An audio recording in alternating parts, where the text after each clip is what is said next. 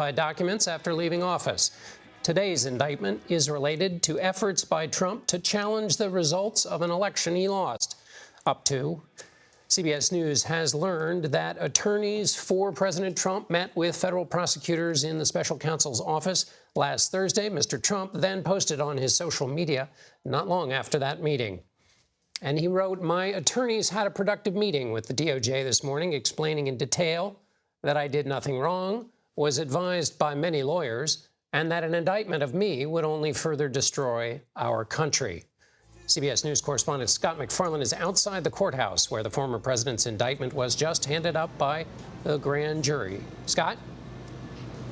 It was at first sealed when it was handed up by this grand jury about 30 minutes ago. Now it's been released. It's a 45-page indictment with 4 felony charges. Let me read them to you, John.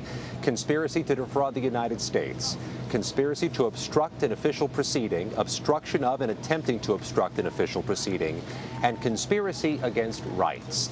If that phrase, obstruction of an official proceeding, sounds familiar to you, it's because more than 300 of the January 6th riot defendants have faced that charge. The official proceeding being the January 6th electoral count. These are felony charges. Now, the second federal criminal case against former President Trump, just released here in federal court in Washington. This is where the case will exist, in Washington, D.C. And based upon the nomenclature of the case number, John, I can tell you this case appears to be assigned to Judge Tanya Chutkin, a 2014 Obama administration appointee who has been noticeably and particularly critical of what happened at the Capitol January 6th and has had some criticisms for the former president when she handles the sentencings of many of the January 6th defendants who've come through her court. So it's 4 charges that do align, John, with what we had from the target letter Donald Trump acknowledged receiving on July 15th. It's that language that indicated obstruction of an official proceeding and conspiracy against rights. We're going to read through the 45 pages of this indictment just released as handed up by a grand jury and its foreperson at 5:15 Eastern Time today, August 1st, 2023. Scott, we're looking right now at the front page of the indictment. And would you go through for us those 4 counts again, for those of us who are not as well versed in this as you are? And as you say, this tracks essentially what the expectation was. But go through those 4 counts again, if you would. 3 of them have the phrase conspiracy in them, which is somewhat common in a federal case and certainly begs the question, are there more defendants to come? Would it take more than one person to execute a conspiracy? It's conspiracy to defraud the United States, conspiracy to obstruct an official proceeding. Again, as a very common charge from the Justice Department in January 6 cases overall. Obstruction of, an attempt to obstruct an official proceeding. Again, that official proceeding being the January 6th electoral count, which was very much obstructed for several hours that day. And conspiracy against rights, which is a broader term for a charge that goes against people who have power, positions of authority. In some cases, it's police officers facing that charge, or even judges in the past have faced that charge. In this case, it'd be a former president of the United States. There's a lot of granular detail in this indictment we're going to pick up on. But those 4 broad-based counts don't come as a surprise, John.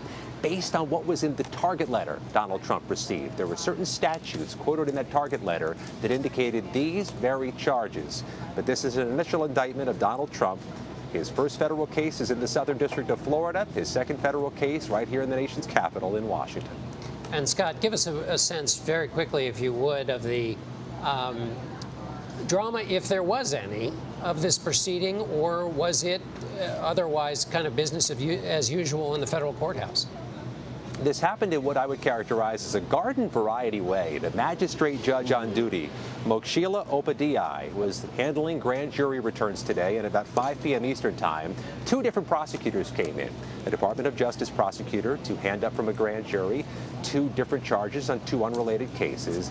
And then an attorney who's been associated with special counsel Jack Smith's case came in and announced the handing up of 1 indictment. The grand jury foreperson in the case was there in the room. They didn't give the initials or the name of the defendant in that case, as is often the case when grand jury indictments are returned. They said they wanted that case sealed. Well, it is now suddenly available and unsealed to the public. A 4-count felony count indictment of the former president. And just one note, logistically here, when you have a federal felony case, it has to come from a grand jury. A prosecutor doesn't do that unilaterally. It comes through the grand jury system, which is why we've been on high alert throughout this day, because the grand jury was seen here early this morning, departed here mid-afternoon, but the grand jury foreperson wasn't seen leaving. So we were expecting some movement in court, and it happened after court closing hours at about 5:15 Eastern. All right, Scott McFarland, thank you so much with the latest reporting. Robert Costa, your thoughts on these 4 charges? This is a stunning moment in American history. A former president of the United States has been accused of trying to defraud the United States. And this was, in the words of the special counsel in this indictment, a sprawling conspiracy to overturn a presidential election, not with Trump as some kind of accomplice, but as the person really spearheading the entire operation inside the Oval Office, pulling every lever of power, trying to pressure his vice president to overturn the election. We know former Vice President Mike Pence has been a key witness in this January 6th investigation. Conspiracy to work with someone like John Eastman, the outside conservative lawyer who authored what's called a blueprint for a coup, a 2-page document saying that Trump could falsely argue that there was voter fraud, and thus the election needed to be sent back to the states. And why the term defraud the United States? Because the special counsel, based on our reporting, has been interviewing witness after witness saying, did Trump knowingly say he believed the election was rigged, even though he didn't have any evidence to back it up, but did he keep pushing this false claim? And they believe they have enough evidence based on all of these witness interviews that they can now say Trump went forward with these false claims constantly in front of the American people, knowing that they were not backed up by facts. Even if Rudy Giuliani was waving affidavits in the air, they didn't have credibility. This is an aggressive move by special counsel Jack Smith, not to paint Trump as someone who was called into some decision by outside lawyers, but Trump as the mastermind of an operation to overturn an election and take American democracy to the brink. Major Karen. So the indictment says the former president of the United States spread lies, that he knew that they were lies, and the things that he was saying, not only he had reason to know, but actually knew were false. And to pick up on Bob's point, that makes the former president the central actor in the greatest crisis played out on live television about the peaceful transition of power in our country's history. And the indictment holds him to account. And it's also reflective, we should point out, of criminal referrals made by the January 6th committee. The first 2 referrals it made were obstruction of an official proceeding, and number 2, conspiracy to defraud the United States. Those were the first 2 of the recommendations that came from the House Select Committee on January 6th, and they are reflected in this indictment. And the former president has said, well, I got lots of advice from lawyers. You're the president of the United States. You are the singular person who either can set this in motion or stop it. This indictment and the available record, public and otherwise, indicate and confirm he was the central actor, he set it in motion, and now the law and the facts will try to hold him accountable. Jeff Begay's Jack Smith will speak at 6 o'clock this evening, we're being told. What do you make of this indictment? Well, let me first talk about what we're expecting from Jack Smith, if you don't mind. Obviously, we're not expecting a lot. You've seen him before. He doesn't say a lot, barely smiles. That picture is pretty accurate there. But if you look at this indictment, this is built on the backs of the 1,060 people who've been arrested, charged, convicted so far in the nearly 31 months since January 6th. There were a lot of people early on who thought, oh, there's no way they're going to charge a former president. Well, of course, if they believe he is the ringleader. And that's what you see in this indictment. There's a lot of work that has been going into this, not only by the special counsel's office, but also the U.S. attorney here in D.C. who has prosecuted all these people who followed the orders of the former president's supporters, as well as the president himself, come to Washington, D.C. They did. Some of them came armed. And of course, we saw what happened, and 1,000 of those people, and there are going to be more. You know, that investigation hasn't ended. This one hasn't really ended either. There's more to come. There's some breaking news. Trump, the campaign, has responded. This whole indictment now, these series of indictments come in the middle of a presidential campaign. Trump's the Republican frontrunner in the 2024 race, and he is calling this, through his campaign tonight in his statement, election interference. And he's saying the Department of Justice is weaponized. And let me just read you one sentence from the statement from the Trump campaign to understand how the stakes are being laid out by Trump and his allies. The lawlessness of these persecutions of President Trump and his supporters is reminiscent of Nazi Germany in the 1930s, the former Soviet Union, and other authoritarian dictatorial regimes. So this is not just a response to a legal proceeding. This is a politically charged and historically dramatic moment with real gravity for what this country can endure in terms of American democracy when something's being compared by the Republican frontrunner to something that occurred in Nazi Germany, all while the investigation, as Jeff said, continues apace. The former president has cornered the political market on florid language, especially when he's in duress. But that doesn't make it legitimate, and it doesn't make it true. To call something election interference when you are being held to the legal account of this country for interfering in the peaceful transfer of power is not only ironic, it is a form of psychological projection. The former president of the United States clearly, if you read this indictment, and available to everyone who watched live television on January 6, 2021, set in motion an effort to slow down, if not interfere or block, a congressional proceeding to certify that presidential election. That happened. To hold him and anyone associated with him to account legally for all time in our nation's history is not the act of an authoritarian regime. Scott McFarland has the latest on when former President Trump will show up. Scott?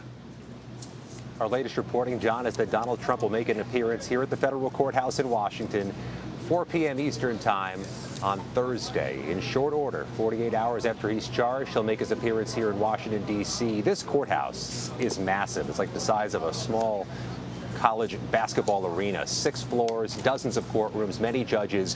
His appearance will be before the same magistrate judge to whom this indictment was handed up today, Judge Mokshila Upadhyay. She's the magistrate judge who handles initial appearances. In some cases, she handles arraignments. That's where Donald Trump will appear.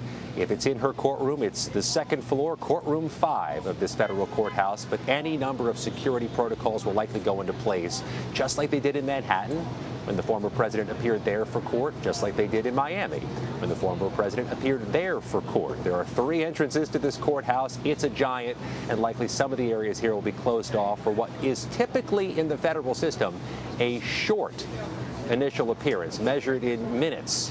Not a lengthy procedure, but nevertheless an historic procedure with Donald Trump appearing here in 2 days.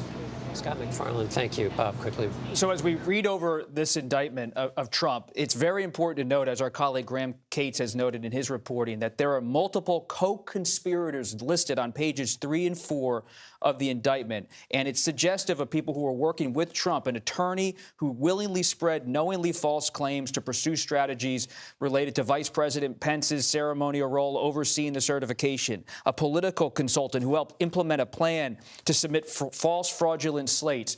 So what you see from this document, and if you carefully read it, page 3 and 4 and other pages here, is that this was an operation alleged by the special counsel to have taken place on multiple fronts.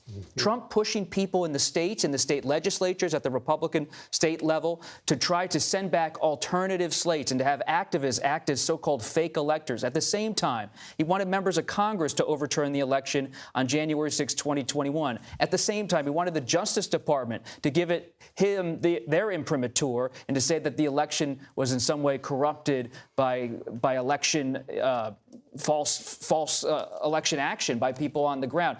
And he wanted the vice president to be involved. So you really see the special counsel detailing everything and calling it a co-conspirator at work. 6 unindicted co-conspirators in the indictment. Whose names we don't know yet. We do not know yet. Let's bring in Ricky Kleeman, CBS News legal analyst. Ricky, the special prosecutor says that the former president, shortly after the election of November 3rd, 2020, the defendant launched his criminal scheme. I'd like your take on what that means, but one more item from the indictment. It states that Trump widely disseminated his false claims of election fraud for months, despite the fact that he knew and in many cases was informed directly that they were not true. What's your thought about a criminal scheme and what you've been able to tell so far from this indictment? Well, of a 145-page indictment, John, we're looking at, out of a 45-page indictment, we're looking at 130 paragraphs, which detail facts that create the elements of criminal offenses. There may be a political overlay here, and we can talk about the political overlay at another time, but right now, what we have in front of us is something that is a document that charges a person with criminal offenses that create prison time, and it is the result of a painstaking investigation. When we hear the word conspiracy, what also ought to come to mind is the timing. We are now on August 1st. We have a case that is supposed to come to indictment because the prosecutor has said so in Georgia. And Fani Willis, that prosecutor, has talked about the possibility of looking at a criminal scheme, same words, but as a RICO conspiracy, a racketeering influence, organized, corrupt conspiracy.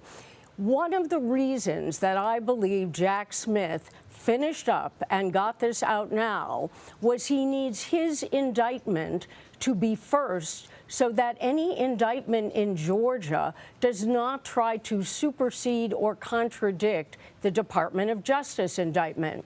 And what's important to me here, John, is who are the victims. Not only all those Congress people and the people who were working in Congress on January 6th during that terrible day, but also it's the voters. It's the civil rights violation.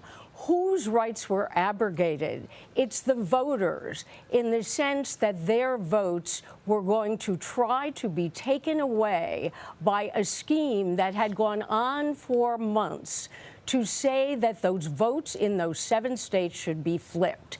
And that's what stands out to me. Ricky Kleeman, thank you very much. With us now is Scott Frederickson, a former federal prosecutor. Scott, pick up wherever you would like, but also would you address this notion that the former president mentioned in one of his social media posts? He said he was told by lawyers. Bob Costa has been reporting that may be one of the prongs of his defense, which is, I was just following the wise legal counsel of those around me. Major also addressed this. How much of a shield is that in this case? Well, I think the indictment meets that head on. 5 of the unindicted co-conspirators are attorneys, his own attorneys, except for one who was a Justice Department attorney. There is a advice of counsel defense, but you don't have an advice of counsel defense when your own attorneys are your co-conspirators. If you assert an advice of counsel, you waive that privilege, and that means the prosecutors get to look at all those communications. An attorney cannot advise you to commit a crime, and you can't rely on that as a defense. So early on in the indictment, Special Counsel Smith lists 6 unindicted co-conspirators. 5 of those are attorneys. 4 of those are Trump's own attorneys. So, he's entitled to a fair trial, but frankly, that kind of blasts any idea of advice of counsel right out of the water. All right, Scott Frederickson, thank you. Oh, go ahead. There's a couple other things that I think we should note. Right out of the box, the special counsel makes clear that his case is based on the premise that this was a president who was determined to stay in power and to do it by spreading lies about the false election, lies about the lies about it being stolen. The other thing that we were waiting to see is whether, as part of the conspiracy, the special counsel would bring in the January 6th riot and insurrection, and he did. Part of the manner and means of the conspiracy as alleged in the indictment is that when it became apparent that Vice President Pence would not agree to stop his electoral college counting, which confirmed the election of President Biden, the former president encouraged a violent crowd to go to the Capitol, and they attempted to exploit that. So we didn't know if that was coming as well. The rest of it is incendiary, but as expected. use of false state electors, false certificates, the rendition of all the facts showing the president was told over and over again by a variety of people that his lie about the election being stolen was in fact false and was a lie, and he knew it. So all of that's laid out in this indictment in fairly clear form. Scott Frederickson, former federal prosecutor, thank you so much. We now have Democratic Congressman and former January 6th committee member Jamie Raskin joins us now. Congressman, this was obviously something, a recommendation was made by the January 6th committee. How does this indictment square with what the committee wanted, and how much further does it go?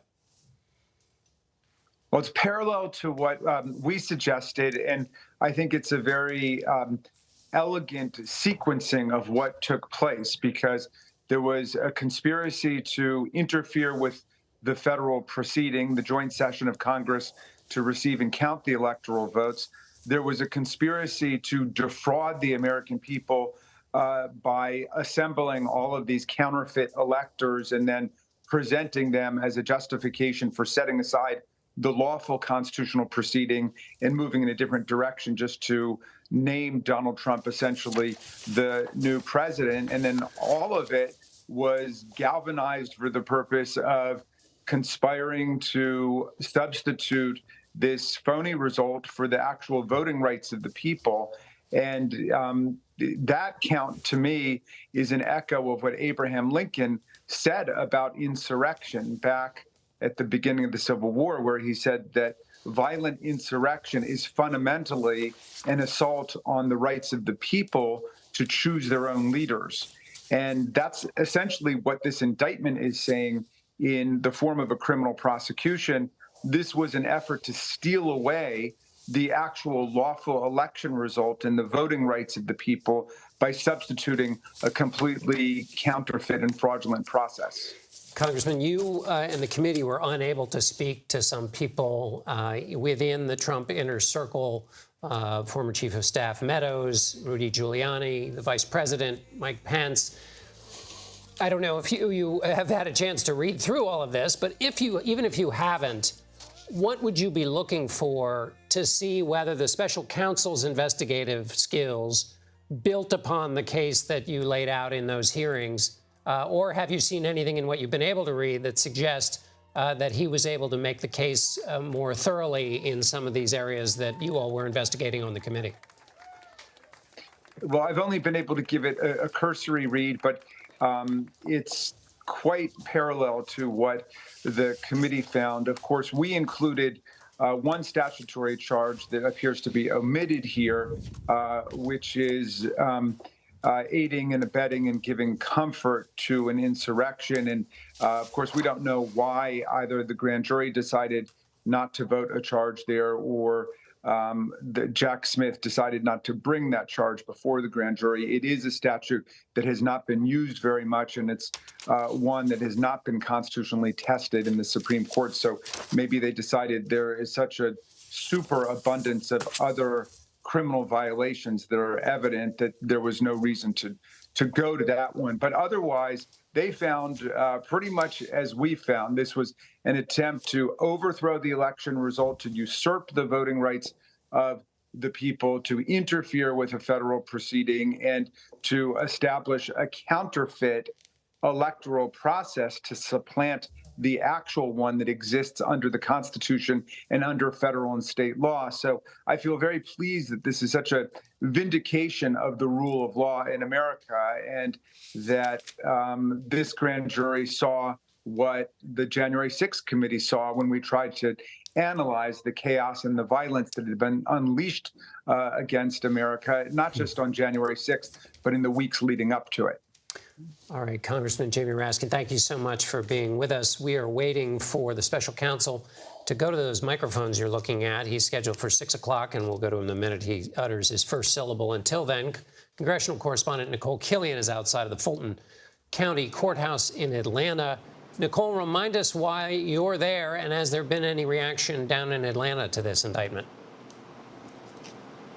Yeah, well, certainly this is on the radar of Fulton County District Attorney Fani Willis. In fact, we heard from the Fulton County Sheriff earlier today who spoke to reporters who echoed what we've heard from the district attorney here is that they are ready to go in terms of their own case that they have been pursuing in regards to alleged 2020 election interference. And the sheriff noted that it is even possible that he could send a team to Washington to observe in the event that the former president is arraigned and makes a court appearance in Washington, D.C. That is something that they did not only in Miami when the former president appeared there, but also in New York to prepare, because we are currently in a window where the district attorney at any time could announce a charging decision in her investigation, which has spanned for more than 2 years. And of course, the centerpiece of that investigation is a phone call that was made to Secretary of State Brad Raffensperger in the days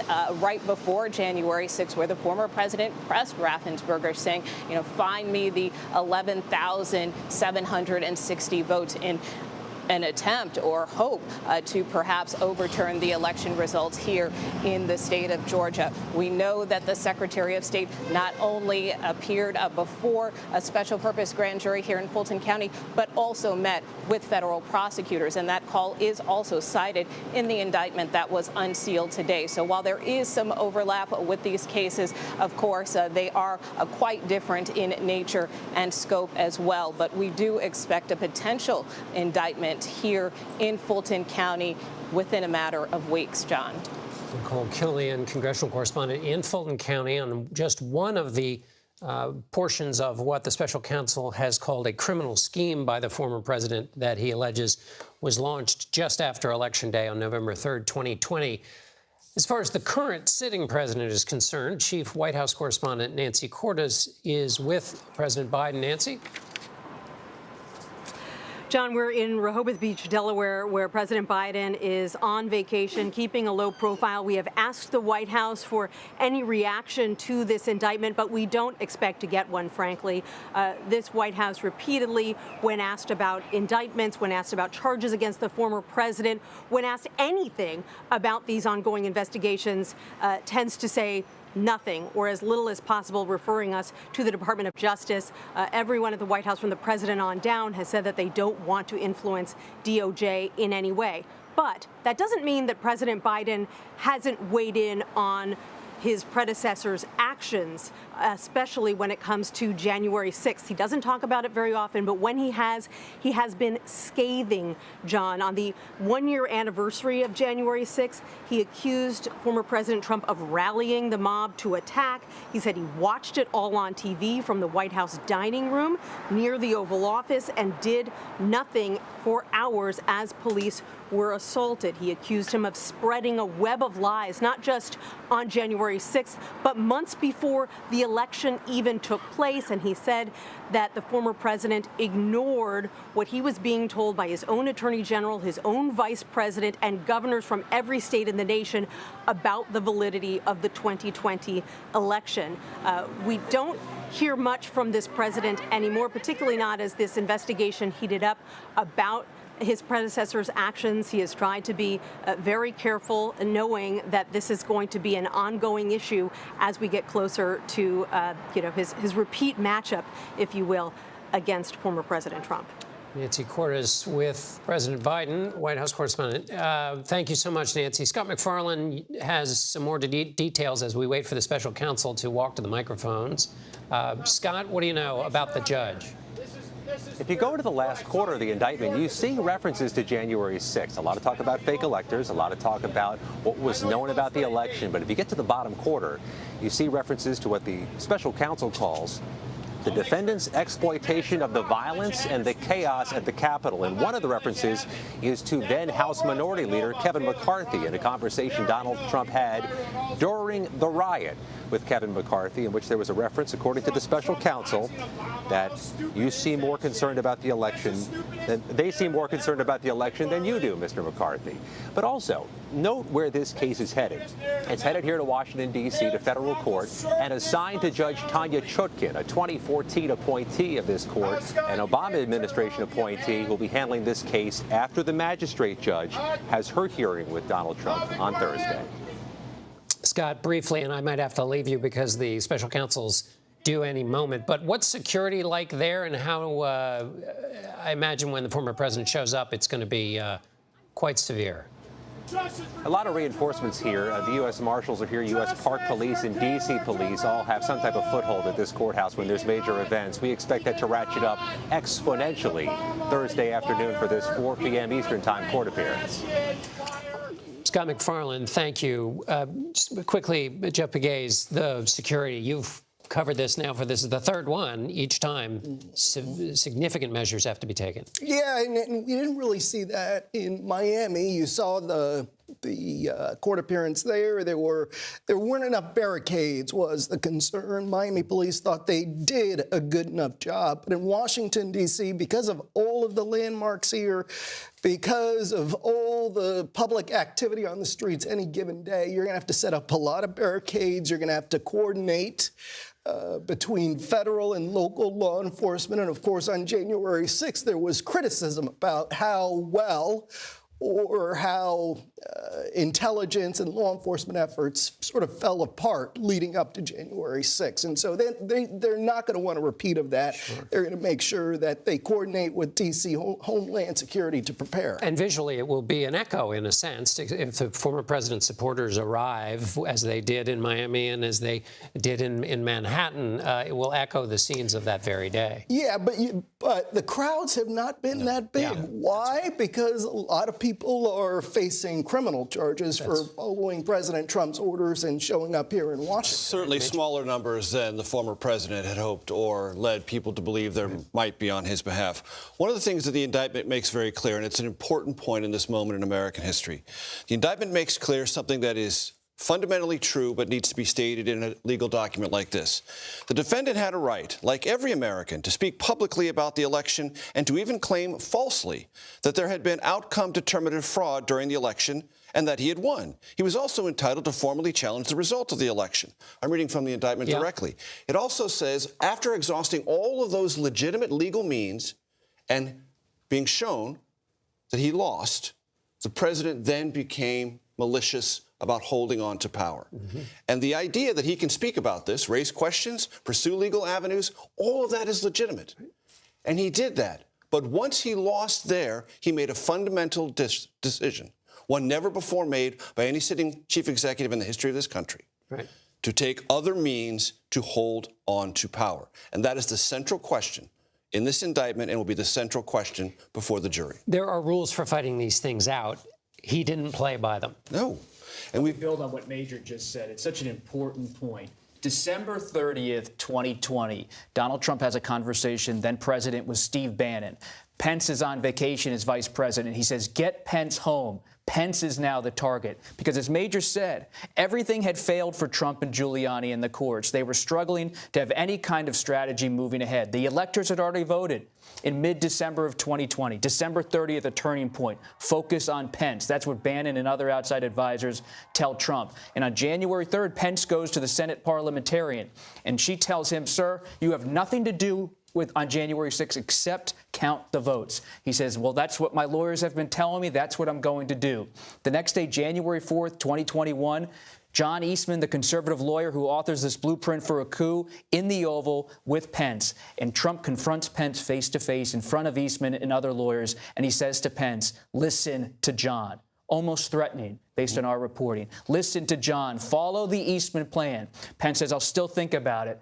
Let me take my time, but I can't do it, Mr. President. The next day, Trump calls in on January 5th, Pence into the Oval Office for the ultimate one-on-one with Trump. Trump is so into the moment, and this has been confirmed by testimony in front of the January 6th committee. He opens the door to the Oval Office so he can hear the gathering mob outside on Freedom Plaza. A freezing cold night. Some of the aides to Trump walk in the Oval Office and they say to themselves, why is the door open? Gusts of air are coming in the room. But Trump wants to hear the mob outside, and he says to Pence, infamously, based on our reporting, you have to do this for me, Mike. You have to do this for me. Walk away from the certification on January 6th, because what was the hope? That the certification would be delayed. And if it was delayed, then the conspiracy would be effective in Trump's eyes, because the states where at least Republicans controlled the legislatures could send new electoral slates. And Major, this is not just a question about the past. What you were talking about is there is a system for adjudicating disputes in America, and the president did not play by that system. And we're coming up with another election, and there are many people who thought it wasn't that he played outside the rules, it was that he didn't play hard enough outside the rules. Well, there might be some who believe that. He could have played harder. I don't know quite how he could have played any harder. As Bob has articulated, he tried to use the Justice Department. He tried to use the Department of Homeland Security. He tried to use his political apparatus. He tried to convince state legislatures. I mean, just about every lever he could think of to pull, he tried to pull. And we have an established record on this. These are not disputable facts. They aren't. And the testimony that makes them indisputable facts comes from not Democrats who hate former President Trump, not think tank people who are not aligned with the Republican Party stalwarts, Trump administration stalwarts, people handpicked by the former president. They are the central and most important witnesses in this case, and they will be as this case unfolds. We've had close elections in our history, John. You know this as well as I do. 1800, 1824, 1876, 1960, 2000. And every single one of those close elections in which the fate of the country was in the balance for those who were most aggressively competing for that power, all of them had a central choice to make. Do I try to undermine this system, or do I live within its guardrails? Every single previous president lived within those guardrails until this one. And one thing we have not mentioned, as a result of January 6th, 5 police officers died. I mean, think about those pictures. I will never forget the picture of the guy beating on the officer with an American flagpole. To me, that said it all. This was a mob attacking these police officers, and too often, I think, and I'm sure the families of the officers feel the same way, they get lost in all this. But that was a violent day.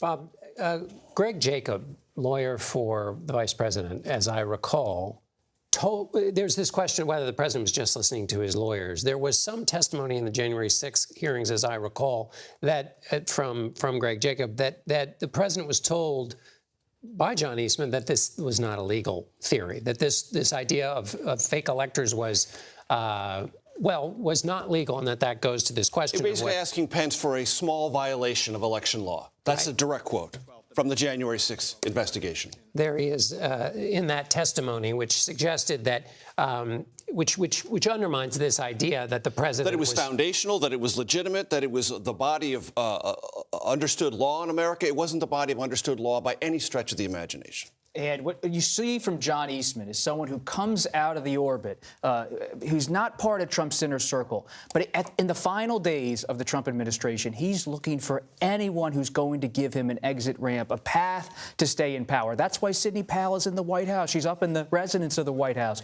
talking with Trump about potentially seizing voting machines. And that's why John Eastman, who was not known by Trump, a lawyer from California, is brought in because he says, well, there might be a way. But you're right, Greg Jacob, the counsel for then Vice President Pence, in that January 4th meeting, Pence says to Eastman, why don't you just go meet with my lawyer, Greg Jacob, and hash it out? And so they have a private meeting in the old executive office building, John Eastman and Greg Jacob. And in that meeting, based on under oath testimony from Greg Jacob before the January 6th committee, Eastman reportedly says, well, I did afloat this theory to Trump, and I have authored this memo, but I'm not really sure it's going to hold water. And Jacob explodes. In fact, he's a mild-mannered person, but he explodes in terms of being a lawyer, saying, how is this circulating at the highest levels of the federal government?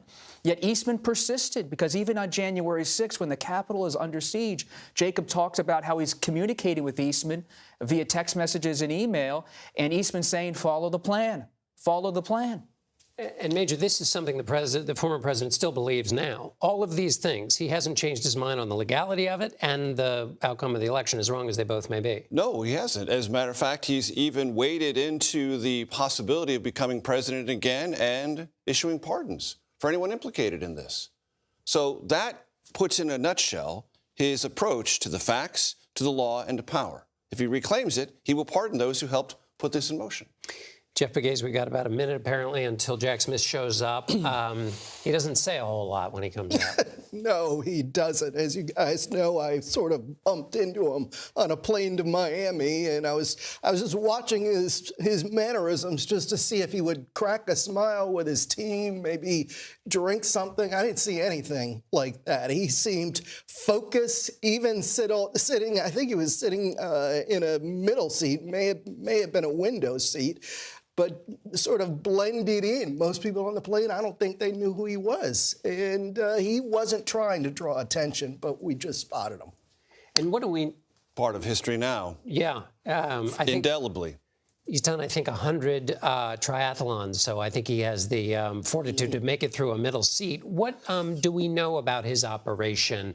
It's been pretty unleaky, just as these kinds of investigations go. Does it have a character to it? Jack Smith's character. The prosecutors that he has on that team, they are among the best. They are pros. They are major league prosecutors. And you see that because there really aren't a lot of leaks coming out of that office. People will say, oh, there really aren't that many leaks. They do their speaking through these court documents, and that's why these court documents are so detailed, because in a lot of ways they're trying to respond to what the former president puts out on social media. Well, and that raises the question as we watch, perhaps here we have the special counsel entering the room now. And let's pause to listen to Jack Smith as he addresses reporters. Good evening. Today, an indictment was unsealed, charging Donald J. Trump with conspiring to defraud the United States, conspiring to disenfranchise voters, and conspiring and attempting to obstruct an official proceeding. The indictment was issued by a grand jury of citizens here, and it sets forth the crimes charged in detail. I encourage everyone to read it in full. The attack on our nation's capital on January 6, 2021, was an unprecedented assault on the seat of American democracy. As described in the indictment, it was fueled by lies. Lies by the defendant targeted at obstructing a bedrock function of the U.S. government, the nation's process of collecting, counting, and certifying the results of the presidential election. The men and women of law enforcement who defended the U.S. Capitol on January 6th are heroes.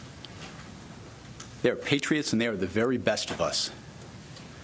They did not just defend a building or the people sheltering in it. They put their lives on the line to defend who we are as a country and as a people. They defended the very institutions and principles that define the United States. Since the attack on our Capitol, the Department of Justice has remained committed to ensuring accountability for those criminally responsible for what happened that day.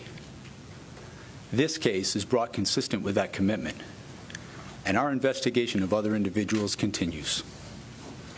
In this case, my office will seek a speedy trial so that our evidence can be tested in court and judged by a jury of citizens. In the meantime, I must emphasize that the indictment is only an allegation and that the defendant must be presumed innocent until proven guilty beyond a reasonable doubt in a court of law. I would like to thank the members of the Federal Bureau of Investigation who are working on this investigation with my office, as well as the many career prosecutors and law enforcement agents from around the country who have worked on previous January 6th investigations. These women and men are public servants of the very highest order, and it is a privilege to work alongside them. Thank you. Why didn't you charge any of the other co-conspirators in this matter? And there we have Special Prosecutor Jack Smith saying this is an unprecedented act, an attack on the bedrock function of democracy. He was typically laconic. Bob Costa. One thing to note that the special counsel did not is former Vice President Mike Pence, based on this document, is a central, crucial, key witness in this investigation.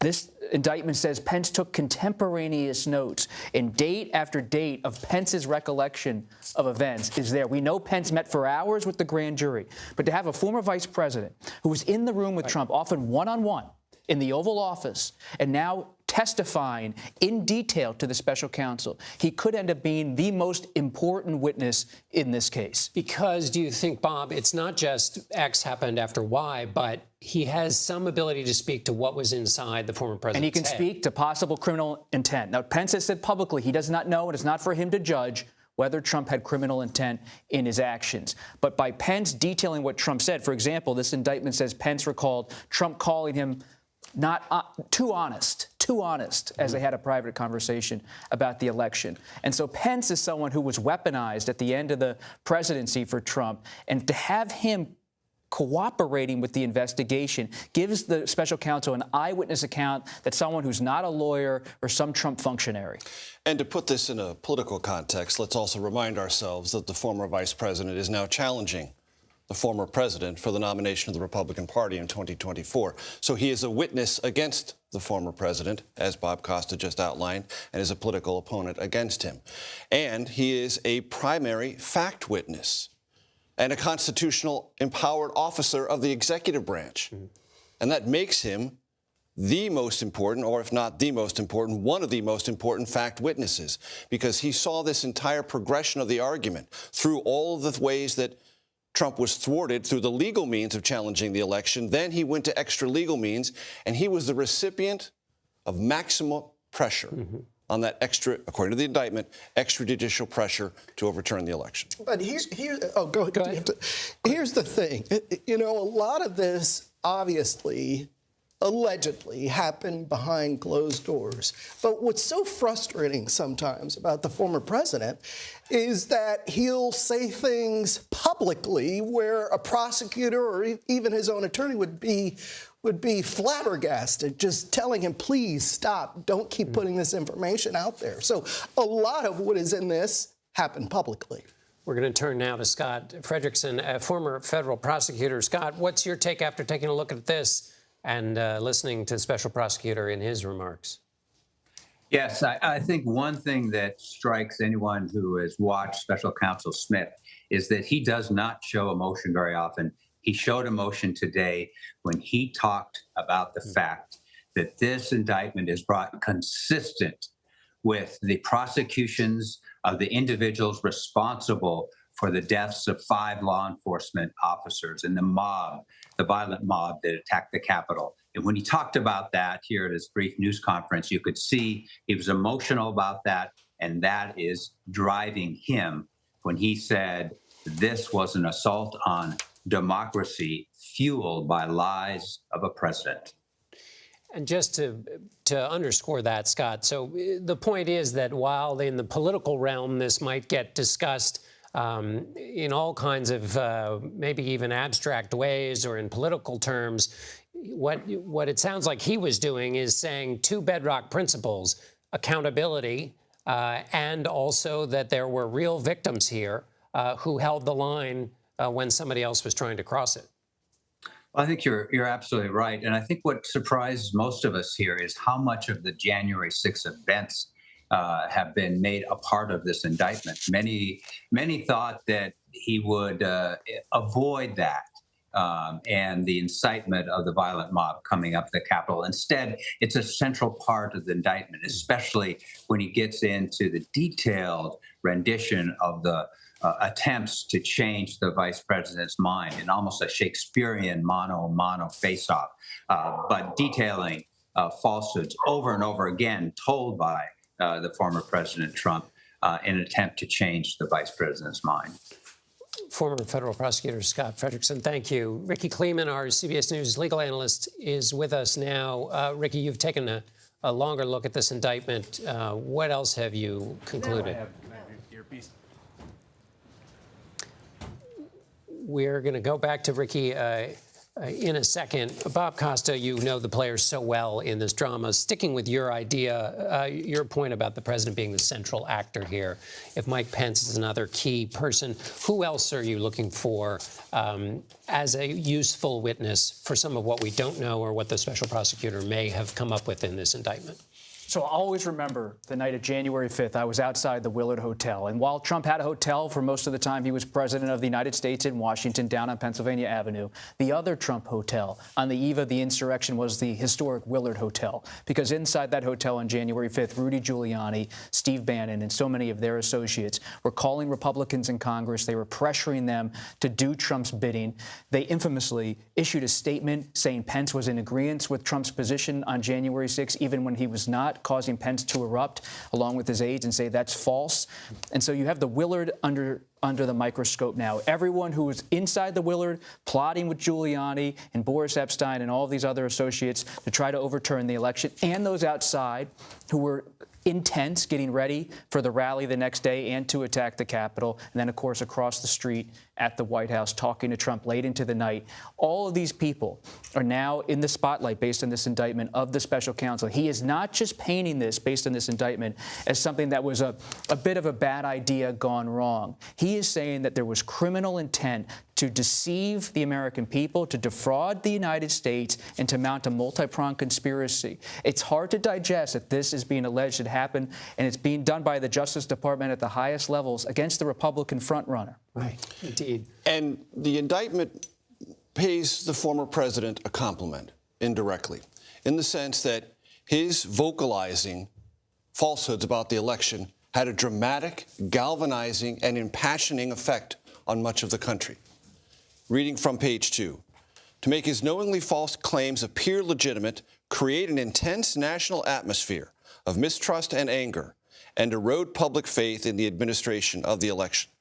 The indictment says the former president achieved all of that just by the sound of his voice. Conferring upon him one of the things that former President Trump likes to say about himself. He has a movement, he has a voice, and people respond to it. All true, former President Trump. But you use that voice, you use that influence in ways that are now putting you in criminal danger. Knowingly used it to advance a criminal scheme. Ricky Kleeman is apparently back on the line. Ricky, you've taken a further look at this indictment. What do you come up with? When I look back, John, at my prosecutorial days, what I wanted to know were who are the victims, what did they suffer, and how did they suffer? Well, the major victim here, of course, is democracy. The secondary, or perhaps in tandem victim, are the American people. The third victim are the American voters. All of those go together. But when we look at the individual paragraphs, what we have to remember, in addition to the people in Congress who might have suffered serious bodily harm, injury, and even death, what we have to also look at is Mike Pence as a central victim in this indictment, and that Mike Pence became a person that Donald Trump, according to the indictment, wanted to do his bidding, and that was to change the election result, that Mike was supposed to do the quote-unquote right thing.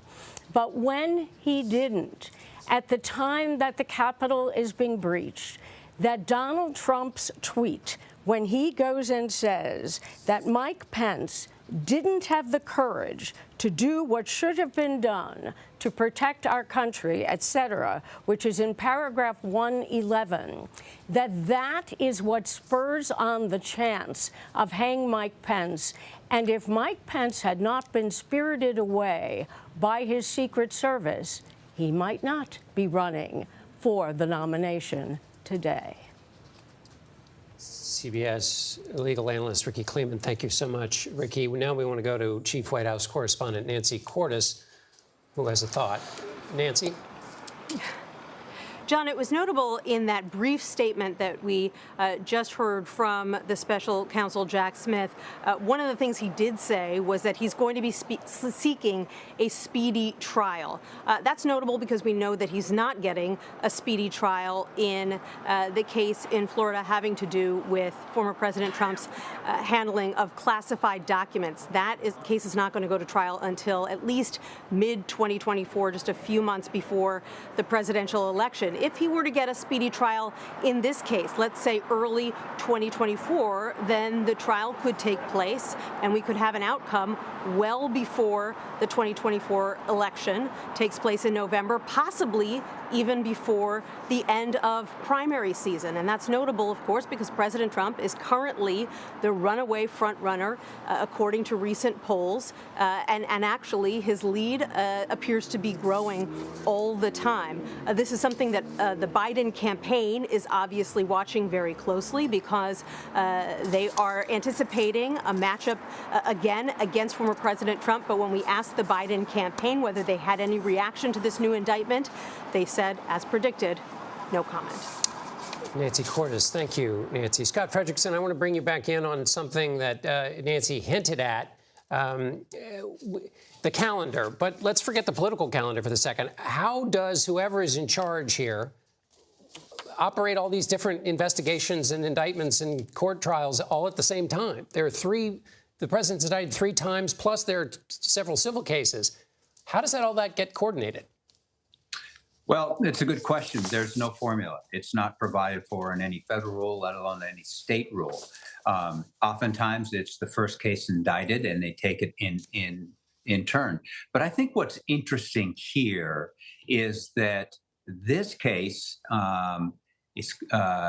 which will come to the arraignment for the former president on Thursday, this case could actually jump ahead of the Mar-a-Lago documents case for one important reason. There are no classified documents involved in this case. And the classified documents are a serious complexity in the Mar-a-Lago scheduling. It takes a lot of time to work through those issues. There are none of that issues here. So I wouldn't be totally surprised if this judge, the new judge here in Washington, took this case and moved it ahead and moved it into early 2023 ahead of the Mar-a-Lago case. Of course, the former president will fight that and want to delay it till after the trial. But I think the judge could also make a point that this is the most important case. This is the one indictment that charges criminal conduct while the president was in fact in office as the president, unlike the other cases. So it goes to the heart of kind of the most important charges against him. So I could see this case getting moved forward in an earlier time spot. All right, Scott Frederickson, thank you for that analysis of the calendar. Once again, former President Trump has been indicted by the special counsel on 4 counts tied to his attempt to overturn the results of the 2020 presidential election. Among the charges include conspiracy to defraud the United States and obstruction of an official proceeding.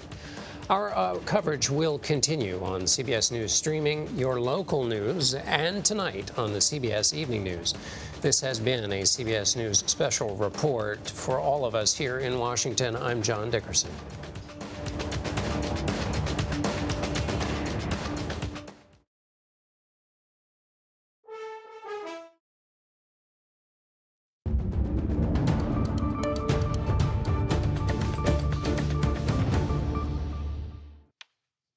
Hello, I'm Weijia Jiang in Washington. A federal grand jury has voted to indict former President Trump in the January 6th investigation. He faces 4 counts in the indictment, including conspiracy to defraud the United States. The former president has been summoned to the courthouse here in Washington on Thursday. There are at least 6 co-conspirators that are not named. Special counsel Jack Smith had this to say about the indictment. Good evening.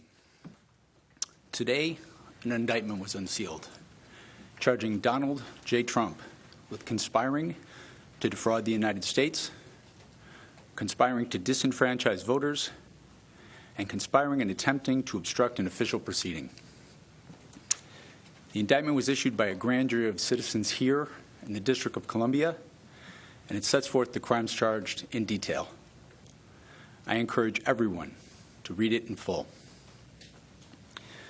The attack on our nation's capital on January 6, 2021, was an unprecedented assault on the seat of American democracy. As described in the indictment, it was fueled by lies.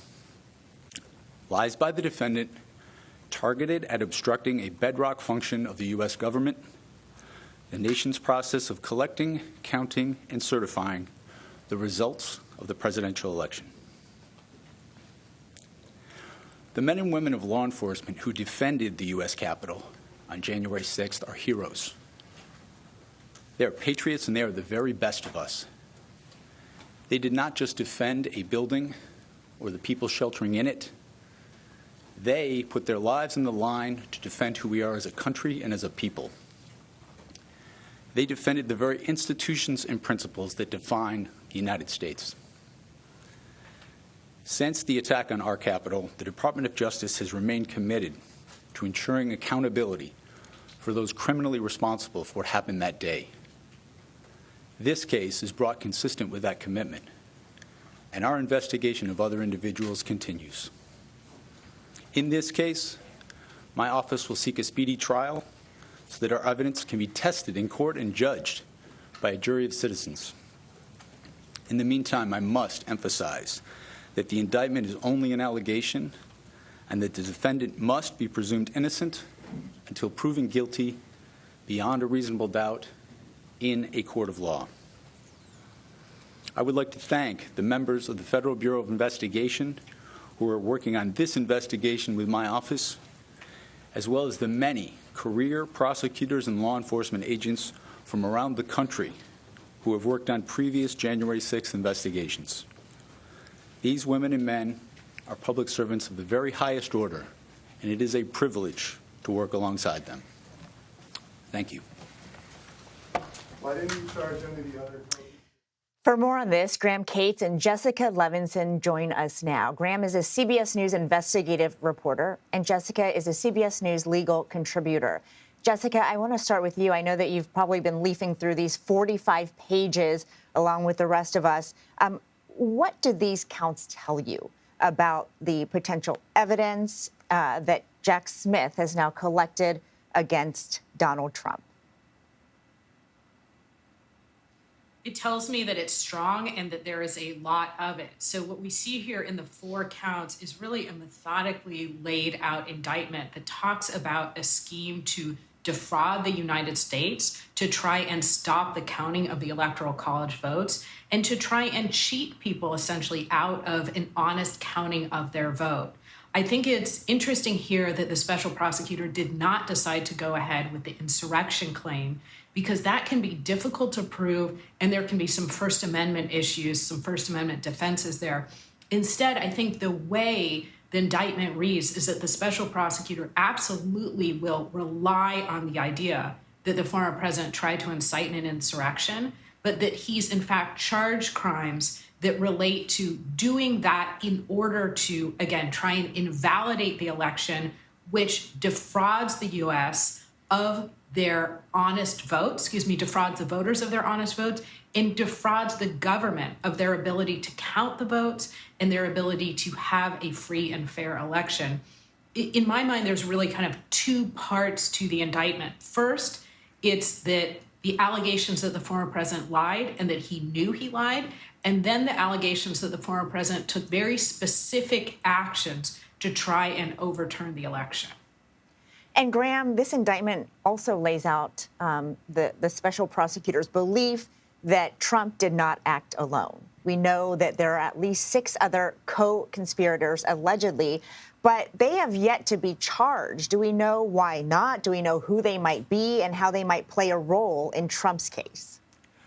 We don't know why they're not charged, but they're described as 4 lawyers for former President Trump, a political consultant, and a DOJ, Justice Department official.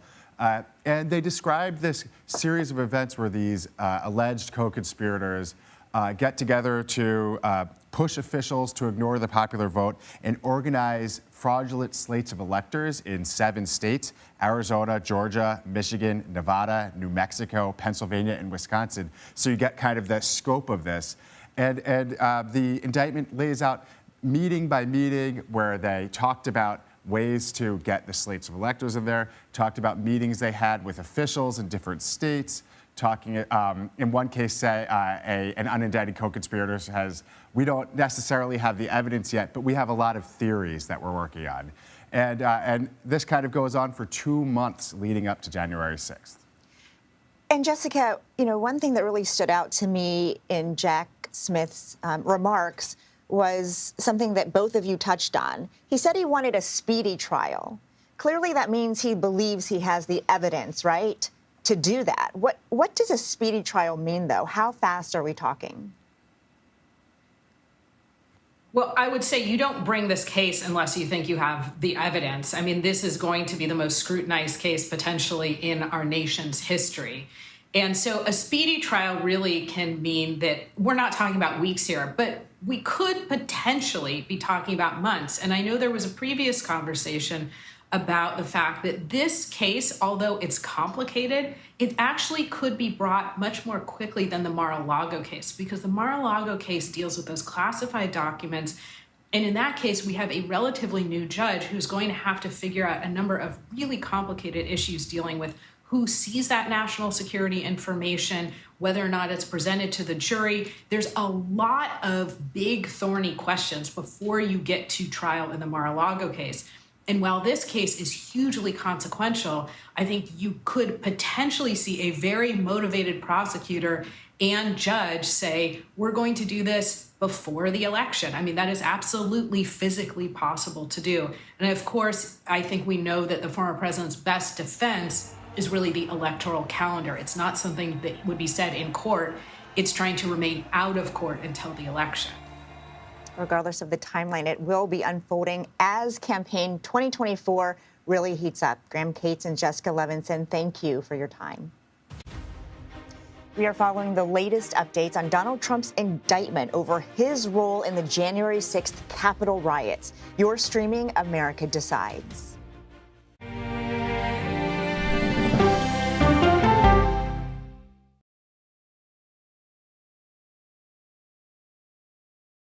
If it's important to our nation, I wonder how you think about where America is at this moment. It's on Face the Nation. Can there be stability if Vladimir Putin remains in power? Face the Nation with Margaret Brennan on CBS.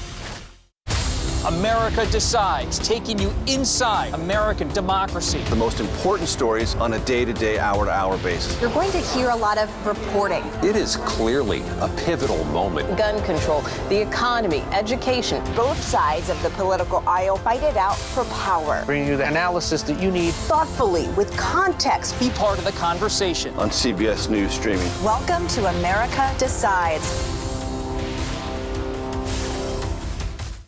An original documentary from CBS reports. I always tell people that Twitter would not be Twitter without Black Twitter. It's just us being in fellowship with each other. And it becomes a conversation you don't want to be left out of. People really started to recognize the power of activism on Twitter. Based on that one tweet, the hashtag #OscarSoWhite was trending around the world. If anything has really powered Black Twitter, it's been humor. If your food ain't right, oh, we're going to tell you about that, too. We tend to create change, create culture and cool. That's how movements happen on Black Twitter and go beyond more than that. Black Twitter, the Twitterverse that changed a generation. Now streaming on the free CBS News app. When weather turns extreme. The threat of severe weather and dangerous tornadoes is expected to last. CBS News and the Weather Channel bring you virtual weather technology. So advanced, so real. Let's bring in our partners at the Weather Channel. Now 6 feet of water, imagine that. Cars that can act like battery lamps. These hyper-realistic simulations show you what the weather will look and feel like before it happens. Feel the forecast. Streaming on CBS News.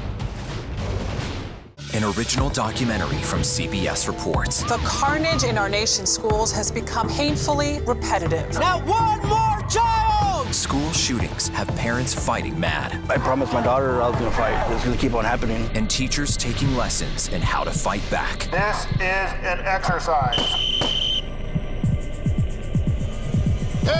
We approach it as it's you or them. It shouldn't have to be your teacher's job to protect your life. But will the battle over gun control, People are afraid that they're going to lose their gun rights altogether. be the hardest lesson of all? The exercise, you're having to shoot at an adult. Are you prepared to have to kill one of your students? Guns in the Classroom, now streaming on the free CBS News app. She's the most successful alpine skier, male or female, ever, and a worldwide inspiration. We need a lot of women doing sports really, really well. The story of Michaela Schifrin's game-changing reign at the top of the slopes when we go person to person. Welcome back. As we've been reporting, President Donald Trump has been indicted for his role in the January 6th Capitol insurrection. Hugo Lowe joins us now. He is a political investigations reporter for The Guardian and very sourced up in the Trump world. Hugo, it is great to see you. So obviously, we are already getting emails from the Trump campaign. We're getting statements from the former president. He's already fundraising off of this indictment. Have you spoken to any of your sources about what they think of this?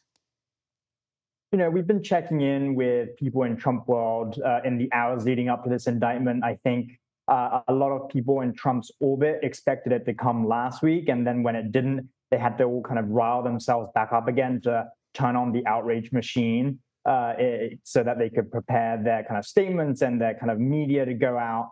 But I think a lot of the feeling is split down two ways. One is this kind of resignation that Trump was going to be indicted, regardless of what the lawyers said, regardless of the arguments they made.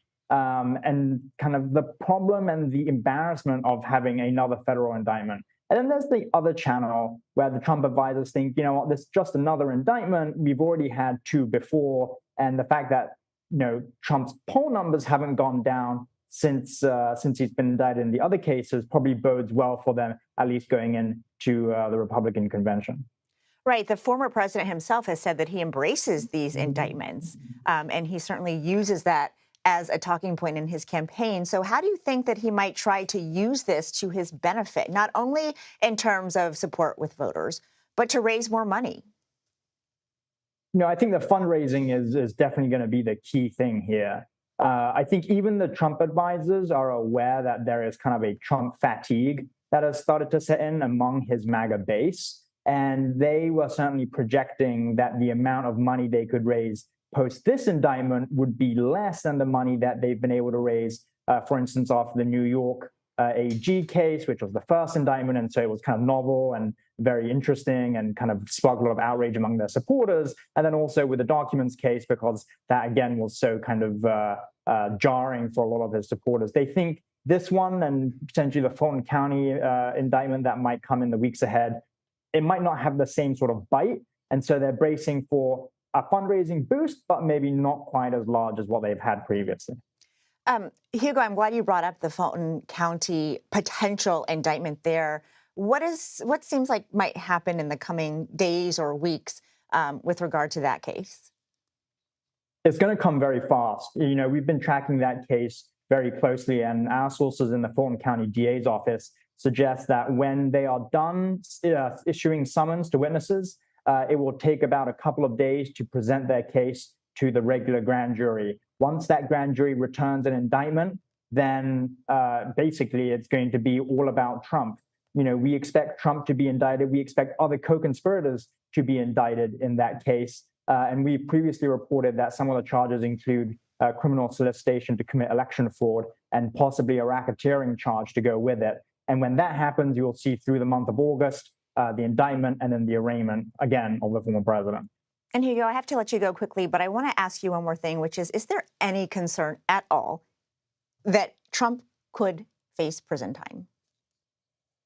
I don't think so. But that's basically because I think a lot of the Trump advisors have convinced themselves that Trump is going to win, and that once he wins, that he can tell the Department of Justice to drop all the federal cases, and he can work out a deal with the state cases. But that's a big assumption, and if he doesn't win, then I think the prospect of prison time is very, very real for him. Okay, Hugo Lowe, thank you so much. And now we have Finn Gomez. He is CBS News' political director. Finn, this is another indictment. This is unprecedented. But I wonder whether voters who will decide who the Republican nominee is going to be, whether they think that this is a big deal. Speaking to voters in Iowa last weekend and speaking to them specifically about this and the potential for this outcome to happen, as I think many of us believed it would, there wasn't the impact that I think some others may believe they would have. It really is. They've rallied around the president. You've seen that now, how even his own rivals, Ron DeSantis, just put out a statement essentially rallying around the president, circling the wagons around the former president, his chief rival. And if you look at the polls, the polling numbers, they say that this is clearly not impacting his trajectory as he heads towards the nomination. There's still a ton of time left. There's just a ton of time in terms of it politically before we get to even to the Iowa caucus is the first early voting contest. But I mean, if you look at the New York Times Siena College poll, it's 54-17 Trump to DeSantis, and everybody else is at 3 points. That just shows where the state of the race is, and that just shows the impact or lack thereof on Trump. So from where I sit, I cover the White House. Yeah. The White House, the Biden campaign, by design, they are staying absolutely mum about this. They don't want to touch it with a 10-foot pole. But I wonder why the other potential GOP nominees are also staying so, shy about slamming the president for all of these charges he faces. I asked a senior advisor to a rival campaign, to Donald Trump's campaign, and they told me that it just isn't worth the risk. They've tested it out themselves. They see that the reaction from your base voter in these early primary states is that they are supportive of the president, and they buy into the argument by the former president and his campaign that this is, quote, a witch hunt, that this is a politically motivated, and you hear that. You even hear from Mike Pence, who's listed in this indictment. It's surprising to some, but again, if you go and listen to these voters and talk to them directly, it just doesn't impact them. Well, I'm glad you brought up Mike Pence, because in this indictment, right, he is all over it. And he seems to be a key witness who took extremely close notes about his interactions with President Trump. But how do you think the fact that he is also running for president against Trump might complicate the indictment as well as his own campaign? It's unprecedented, Weege. I mean, it really is. I mean, he's listed here. He's writing, Jack Smith, in this report, it talks about his contemporaneous notes that he took in these discussions with the former president. And at one point, when he pushed back against then President Trump about trying to overturn the election, he essentially says, Trump told Pence, "You're too honest." Like, can you imagine that? Like, and if they both end up on the debate stage in a couple weeks, on August 23rd in Wisconsin, like, how is that interaction going to be? I mean, this is such an unprecedented place that we are in modern American political history. And that is a reality that could very much happen. So we will be watching. Yeah. Thank you, Finn. We'll have more on Trump's historic third indictment next. You're streaming America Decides.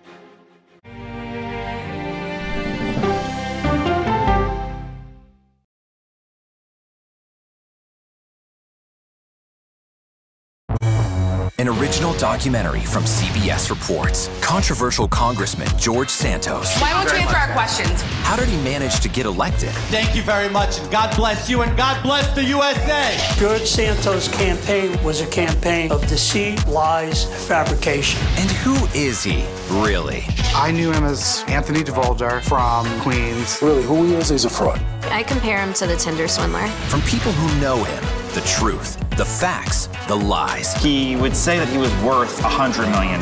It's an incredibly cynical episode in American politics, beyond satire. Had you ever seen anything like this? No, and I hope I never see it again. Campaign of Deceit, now streaming on the free CBS News app. She dazzled on the court and off the court as a businesswoman. Thank you for joining us on Person to Person. Tennis superstar and entrepreneur, Serena Williams.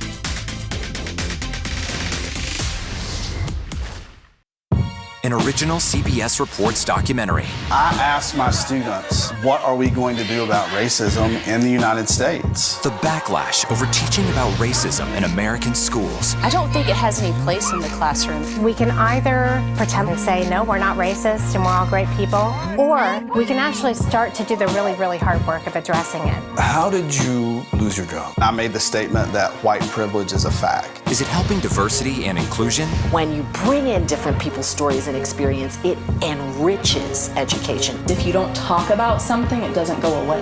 Or driving us further apart? What schools are doing to our children in the name of anti-racism is in fact teaching them racism. The intention is to put us in this war against each other. An original CBS Reports documentary, streaming now.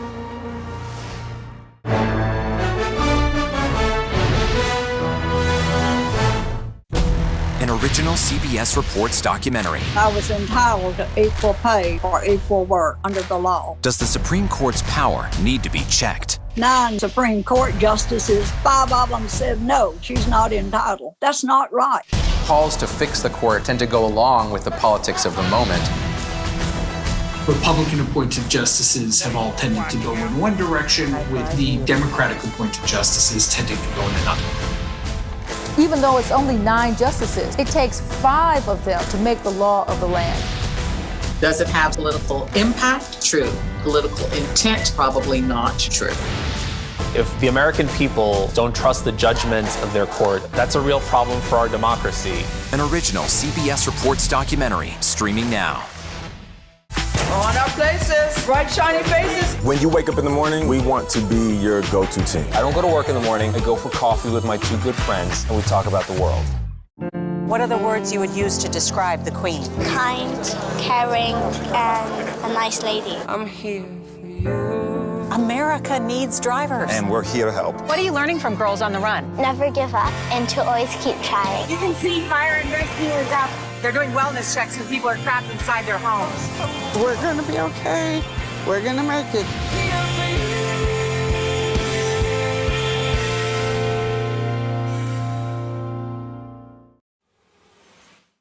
We are following the latest developments in our top story of the evening, the indictment of Donald Trump over his role in the January 6th insurrection. CBS News' senior political analyst, John Dickerson, joins us now. John, I know that you've been studying this 45-page indictment all afternoon. The special counsel did not touch the potential insurrection charges, but he seemed very confident about these 4 felony counts that really focus on the former president's attempt to overturn a legitimate election. The picture that the special counsel paints of the former president is someone who on the election basically engages in what the special counsel calls a criminal scheme and directs that scheme in a number of different avenues, keeps trying each one, and then when they fail, he goes on to the next one. And so he makes inroads at the Justice Department. He makes inroads in the individual states. He pressures his vice president, Mike Pence. And then, of course, he supports, as a part of pressuring the vice president, he supports this idea of fake electors, or alternative electors, as the president would have called them, all the while knowing that the claims underlying his scheme were lies, and he knew them to be lies. And yet, nevertheless, he pursued all of these avenues, and then, of course, including calling his supporters to Washington to stop the steal. And I'm glad you brought up the former vice president, because he is all over this indictment and appears to be such a key witness, but he is also running for president against Donald Trump in the 2024 presidential election. How do you think that will complicate, this case moving forward, as well as Pence's campaign? Well, it would be more complicated in terms of the case if former Vice President Pence was doing better in the campaign. In other words, if he were doing better, perhaps former President Trump could write off any testimony by him as something to try and get Trump out of the race. But Mike Pence is not doing very well in the Republican race. He may not even make the debate stage, which requires a certain level of success within his party. Part of that reason is because his former boss has painted him as a turncoat, completely upending the normal way in which Republicans used to talk about honor in a presidential race. They used to say, who can stand up and do the right thing at the tough moment? That defines what Mike Pence did, and he's paying the penalty for it politically. And I also wonder about, just actually, John, we're out of time. Oh, and I'm you will familiar with take it that, from Weisha. here. So thank you very much, John. Sure thing. That does it for today. You can stream America Decides Monday to Thursday at 5 p.m. Eastern. You can watch Prime Time with John Dickerson at 7 p.m. Eastern and Pacific. You're streaming CBS News.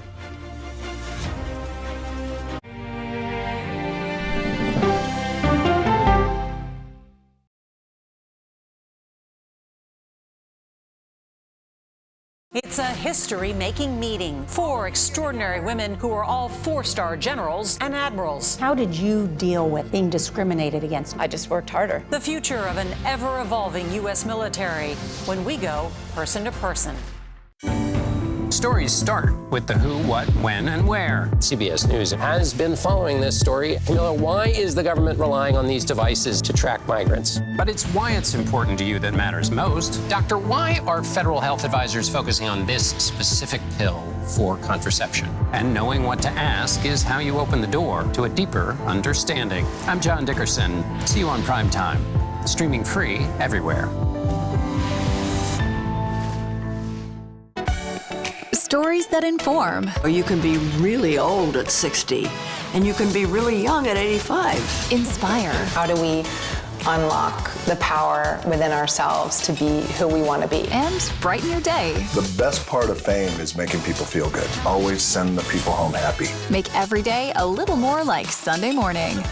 Here comes the sun. Stream now on the free CBS News app.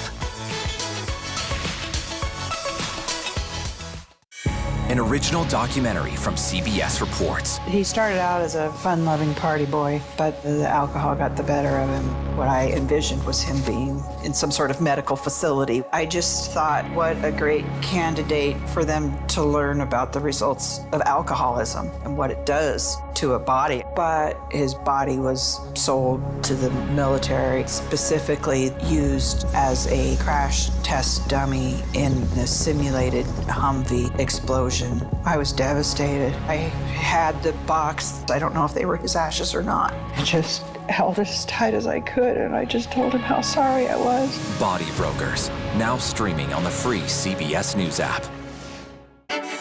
Hey there, welcome to The Uplift. I look over at him and he's smiling. I'm going to remember that the rest of my life.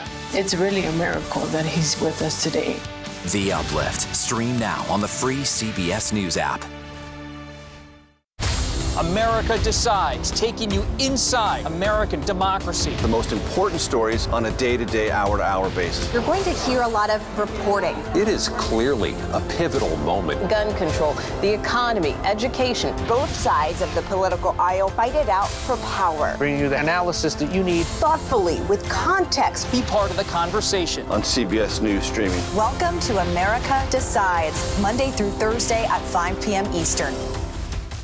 After nearly 4 decades of March Madness, this sports broadcasting legend is stepping away from his role in covering the NCAA basketball tournament. Jim Nantz on his fondest memories and what's next when we go person to person. CBS News. Face the Nation with Margaret Brennan, Sunday on CBS. Since childhood, she never stopped reaching for the skies. Now she's spent more time in space than any other American. I like being a part of something bigger than me. Peggy Whitson's extraordinary career as a history-making astronaut when we go person.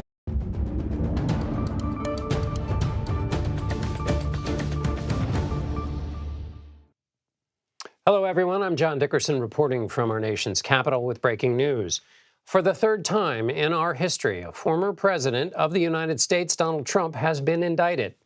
This time, the indictment has to do with his attack on the electoral system he hopes will make him president again.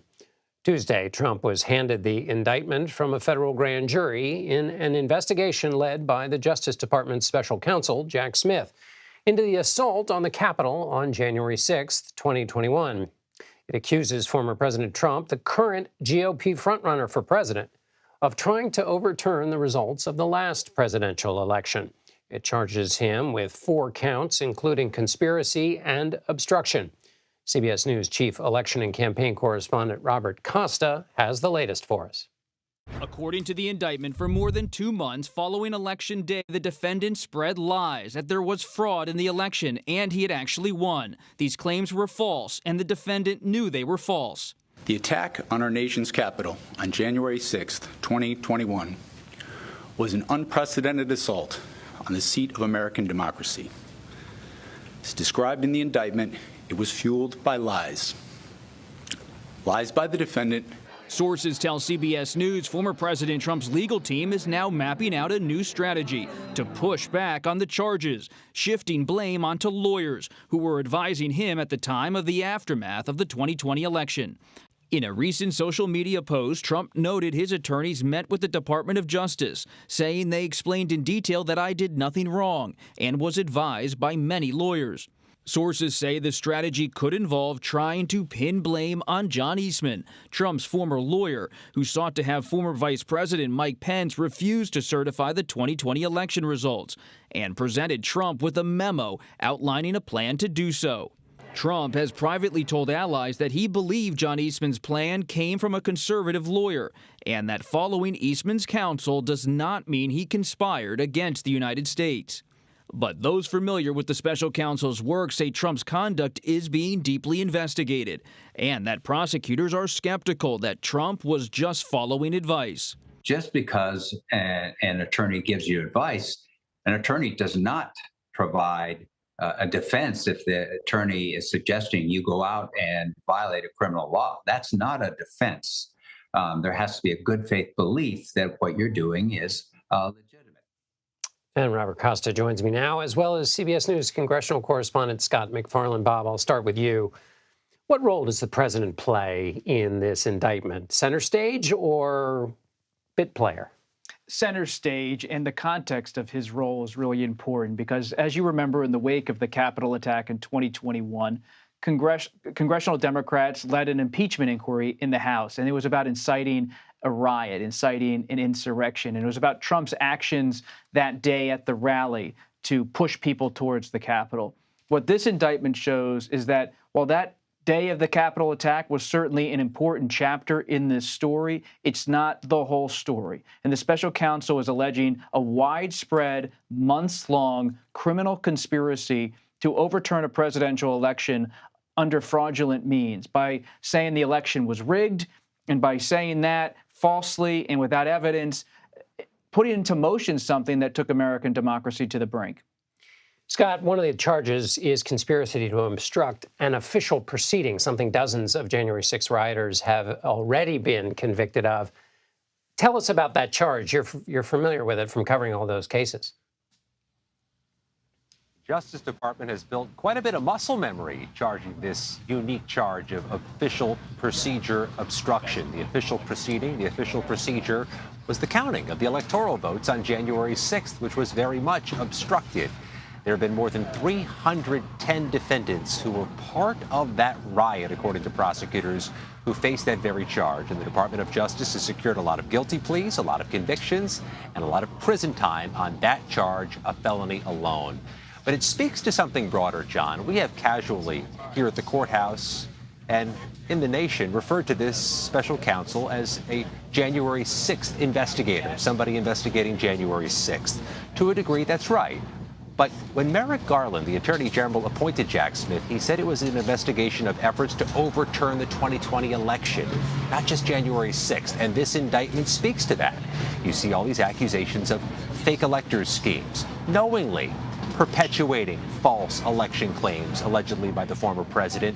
There is this nugget in the case that references January 6th. But what they're saying in this indictment, John, is that Donald Trump allegedly took advantage, exploited, in their words, the violence of January 6th as an opening to call members of Congress and seek further delay of the proceedings, a further obstruction.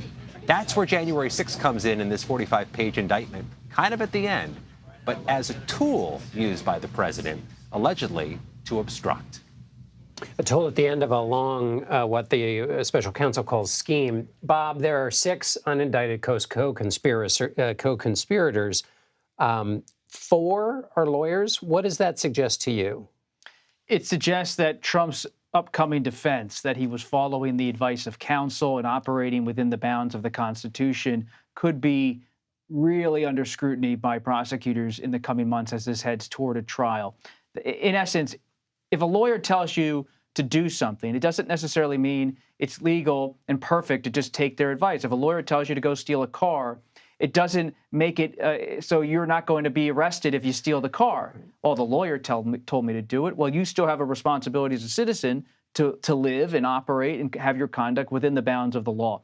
So Trump's defense here is not going to hold water in the eyes of the prosecutors. And so that's why they're moving forward in an aggressive way. And they're looking at Trump in this indictment as someone who's not just listening, but pushing John Eastman to confront Mike Pence in the Oval Office and say, you have to do this. Listen to John, he said to Pence. And he's talking to Rudy Giuliani, pressuring Giuliani to go talk to Republicans in the states, not the other way around, to go to the Four Seasons in Philadelphia, not the hotel, but the landscaping facility, and to talk about how they're going to push Pennsylvania to overturn the election. So it's Trump's fingerprints. Do more, say more, get out there. His lawyers, in his view, based on our reporting, were soldiers, not just lawyers. Right. Shopping for lawyers who would tell him what he wanted to hear. Scott, finally to you, judges are so important in these cases. What do we know about the judge who's going to hear this case? It jumped right out at me as soon as I saw the case number, John. This case appears to be destined for Judge Tanya Chutkin, a 2014 appointee of former President Obama, who, while handling the January 6 riot cases, has been noticeably, distinctively vocal about the horrors of January 6th and the people who gave rise to it. She has been unbridled in her criticism, less muted than other federal judges in this courthouse. It's a noteworthy assignment. In the Florida federal criminal case, it's been assigned to a Trump appointee. There are Trump appointees in this courthouse, but this case didn't go to one. It goes to Judge Tanya Chutkin. But Thursday, when Trump appears here at 4 p.m. Eastern time for his appearance, it'll still be before the magistrate judge who accepted the indictment today, Judge Mokshila Upadhyay. Then it heads to Judge Chutkin, likely in short order. Scott McFarland and Robert Costa, thank you both very much. The former president has been vocal about Tuesday's indictment on his social media site, Truth Social. Donald Trump called Special Prosecutor Jack Smith deranged, accusing him of trying to interfere in the 2024 election. Trump goes on to call the timing of this announcement prosecutorial misconduct, before saying that the United States is a nation in decline. His campaign released a statement calling the investigation an un-American witch hunt. Special counsel Jack Smith said his office is seeking a speedy trial in the January 6th probe and that the investigation into other individuals is continuing. CBS News legal analyst Ricky Kleeman joins us now. Ricky, first, you know from indictments, when you look at this, what to you is the thing we need to keep what's the ball we need to keep our eye on? I think what we need to keep our eye on are what are the actual crimes being charged, not what is the whole political picture. This case, in and of its own nature, makes us enter a political discussion. What we're looking at here is the law, John, and the law is very painstaking when it sets out the elements of a crime and the elements of a criminal conspiracy. So here, what we know is there are a number of conspiracy counts. 2 of them have literally been explored ad infinitum in wonderful detail by the January 6th committee. Remember, that was not a criminal charging body. So they refer these charges over to the special counsel. But he had to satisfy the members of a grand jury that what the special committee gave to him, put in another form, would create the elements of a crime. So one of the things that we see is that Donald Trump allegedly, we have to remember this is an allegation only, allegedly conspired with a number of other people. So one of the first questions we have is, who are those other people and why haven't they been indicted? Well, they may be indicted at a later point in time, or they may turn out to be witnesses against Donald Trump. So that's one of the things that's on my mind is when are we going to know what these other conspirators. What have they done? What are they doing in terms of going to trial? The special prosecutor asked for a speedy trial. What's your sense on the timing of this, and how much of a role does the judge play in whether this is moved along expeditiously or not? The judge plays an enormous role. What you have here, John, we know already we have an indictment in the state of New York that's supposed to go to trial in March. We have an indictment from the Department of Justice that is lodged in Florida. That's supposed to go to trial in May. I would say that this case, because it involves the victims being democracy, the victims being the members of the American public, the victims being the voters whose votes might not have counted if, in fact, all of these schemes or any of these schemes of Donald Trump and his cohorts, as alleged, had come true, that voters would have been disenfranchised. The victims are the police officers and other people in the congressional buildings, people of Congress, people who work there, representatives, senators. So we have all of these victims. So it's the United States of America itself that's alleged to be a victim. So I say this case should go first. And the trial judge has the ability to be able to say, okay, I see you've got a March date in New York. I see you've got a May date in Florida. We're putting this case on in January or February, and those other cases will follow. Now, does that mean it will reach a trial in January or February? We don't know, but it certainly should be the one that goes first. And John, I have to say why. Because it is important, because of the election in 2024, to know if Donald Trump is found guilty or not guilty of these crimes, including a crime of conspiracy to defraud the United States of America. Very quickly, Ricky, if you were defending in this case, wouldn't you raise the fact that there's almost no place where Donald Trump received a smaller share of votes than Washington, D.C., and getting an impartial jury, you could argue, would be very hard just because of the politics. What do you make of that? I think, number one, you try to dismiss for prejudicial pretrial publicity. Number two, you look for a change of venue. Ultimately, we will see if you can find 12 people who can raise their hands and say that they can judge it on the facts that they hear in a courtroom. Ricky Kleeman, a pleasure as always. Thanks, Ricky. Thanks, John. Meanwhile, two allies of former President Trump were charged Tuesday in Michigan in connection with tampering with voting machines after the 2020 election.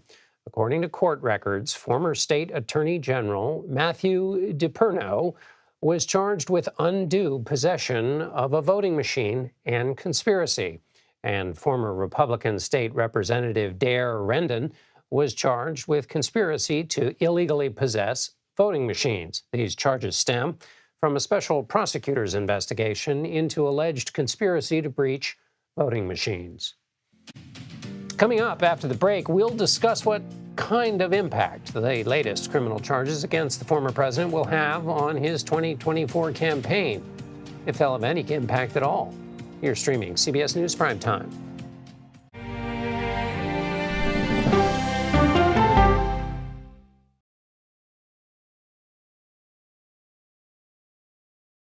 If it's important to our nation, I wonder how you think about where America is at this moment. It's on Face the Nation. Can there be stability if Vladimir Putin remains in power? Face the Nation with Margaret Brennan on CBS. America Decides, taking you inside American democracy. The most important stories on a day-to-day, hour-to-hour basis. You're going to hear a lot of reporting. It is clearly a pivotal moment. Gun control, the economy, education. Both sides of the political aisle fight it out for power. Bringing you the analysis that you need. Thoughtfully, with context. Be part of the conversation. On CBS News Streaming. Welcome to America Decides. An original documentary from CBS reports. I always tell people that Twitter would not be Twitter without Black Twitter. It's just us being in fellowship with each other. And it becomes a conversation you don't want to be left out of. People really started to recognize the power of activism on Twitter. Based on that one tweet, the hashtag #OscarSoWhite was trending around the world. If anything has really powered Black Twitter, it's been humor. If your food ain't right, oh, we're going to tell you about that, too. So we tend to create change, create culture, and cool. That's how movements happen on Black Twitter and go beyond more than that. Black Twitter, the Twitterverse that changed a generation. Now streaming on the free CBS News app. When weather turns extreme, The threat of severe weather and dangerous tornadoes is expected to last. CBS News and the Weather Channel bring you virtual weather technology so advanced, so real. Let's bring in our partners at the Weather Channel. Now 6 feet of water, imagine that. Cars that can act like battery lamps. These hyper-realistic simulations show you what the weather will look and feel like before it happens. Feel the forecast, streaming on CBS News. An original documentary from CBS reports. The carnage in our nation's schools has become painfully repetitive. Now one more child! School shootings have parents fighting mad. I promised my daughter I was going to fight. It's going to keep on happening. And teachers taking lessons in how to fight back. This is an exercise. We approach it as it's you or them. It shouldn't have to be your teacher's job to protect your life. But will the battle over gun control, People are afraid that they're going to lose their gun rights altogether. be the hardest lesson of all? The exercise, you're having to shoot at an adult. Are you prepared to have to kill one of your students? Guns in the Classroom, now streaming on the free CBS News app. She's the most successful alpine skier, male or female, ever, and a worldwide inspiration. We need a lot of women doing sports really, really well. The story of Michaela Schifrin's game-changing reign at the top of the slopes when we go person to person. Donald Trump's campaign claimed on Tuesday the Justice Department is trying to interfere with the 2024 presidential election. Despite these claims, the former president's poll numbers remain strong in the first-in-the-nation caucus state of Iowa. He was there last weekend at the GOP's annual Lincoln Day dinner, where he was warmly welcomed on stage as a Brooks and Dunn song played these lyrics. One could end up going to prison. One just might be president. For more on this, let's bring in Amanda Rooker. She is chief political reporter at our affiliate in Des Moines, Iowa, KCCI. So, Amanda, I know it's early hours, but what, if anything, are you hearing from Republicans in the state about this indictment? John, it may be because it's early or it may not be, but we're not hearing much from Republicans in Iowa on this right now. Mostly we're hearing silence. One that we have heard from, though, is Iowa Congresswoman Ashley Hinson. She tweeted out another Biden scandal, another Trump indictment. Just like clockwork, we must stop this un-American politicization of the judicial system. That has been the reaction that we have heard from Iowa Republican leaders and voters on the ground in the Republican Party in Iowa as they hear these indictments. Some of them seem to be getting tired of it, and that may be why we're not hearing more responses. Their responses to the first indictment were loud. They were consistent.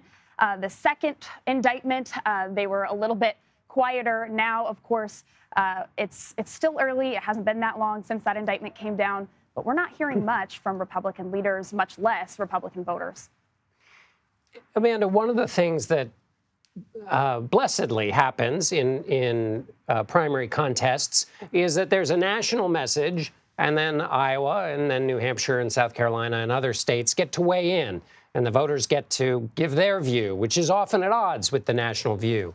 But in this case, is the former president as strong in Iowa as he appears to be nationally? There are a number of national polls that show him basically running away with the race and none of his competitors very close.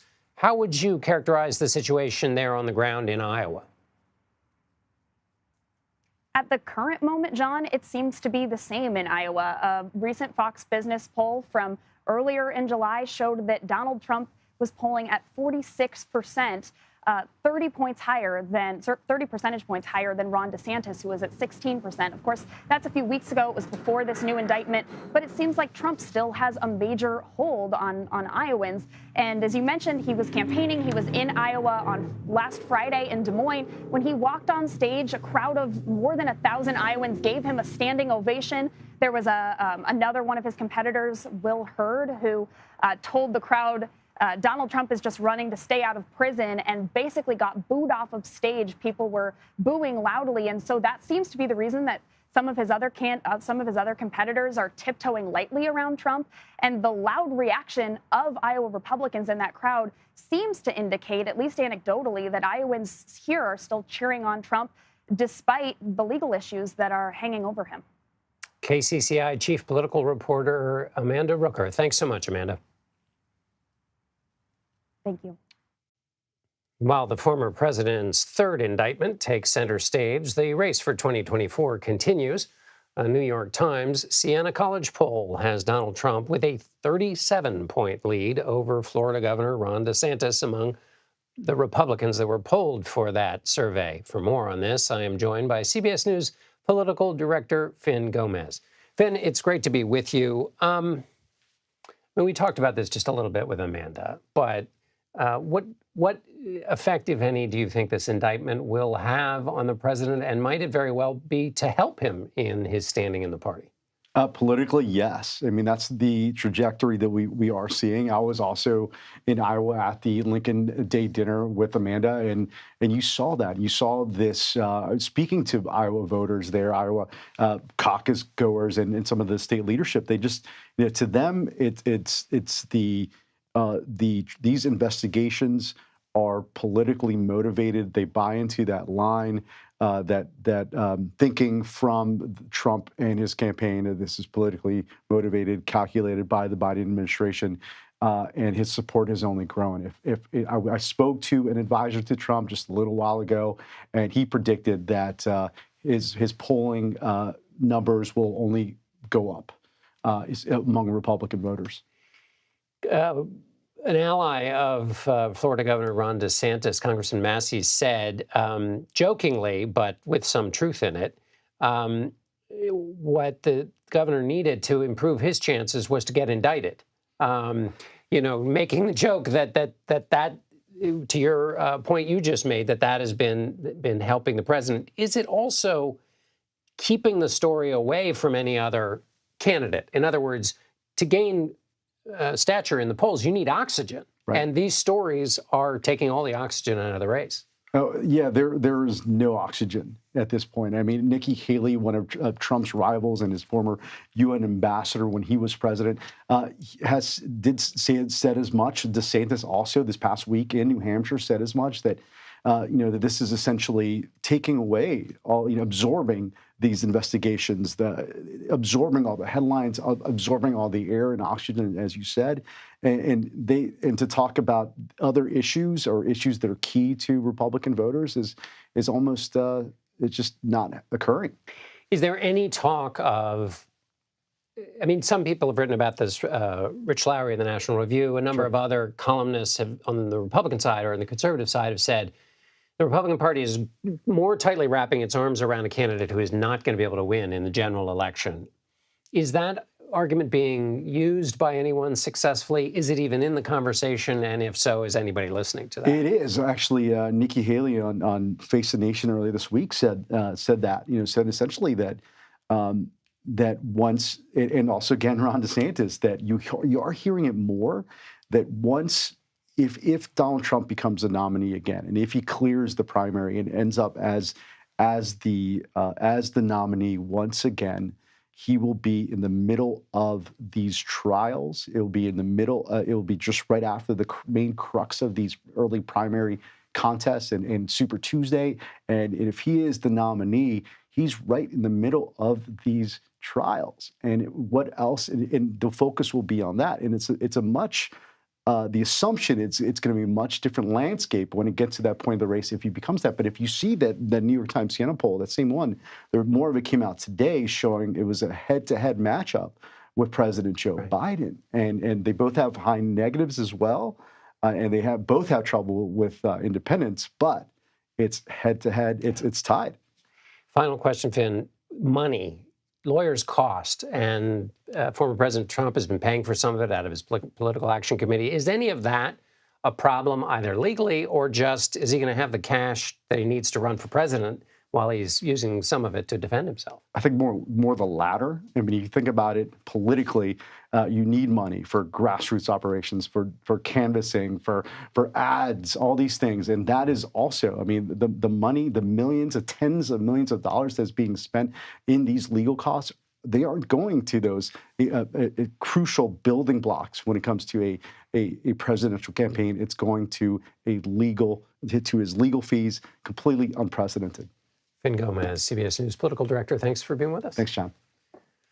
Amid the Trump indictment, there is another important story we're tracking. The credit rating of the United States has been downgraded from AAA to AA+. Fitch Ratings cited increased debt at state and local levels, as well as the federal government's, quote, repeated debt limit standoffs and last-minute resolutions. Fitch says the possibility of a recession also played a role. Lower credit ratings may mean higher borrowing costs for the country in the future. Treasury Secretary Janet Yellen says she strongly disagrees with the decision, calling it arbitrary and based on outdated data. Coming up in just a few minutes, we take a closer look at the long list of other investigations swirling around the former president. You're streaming CBS News Primetime.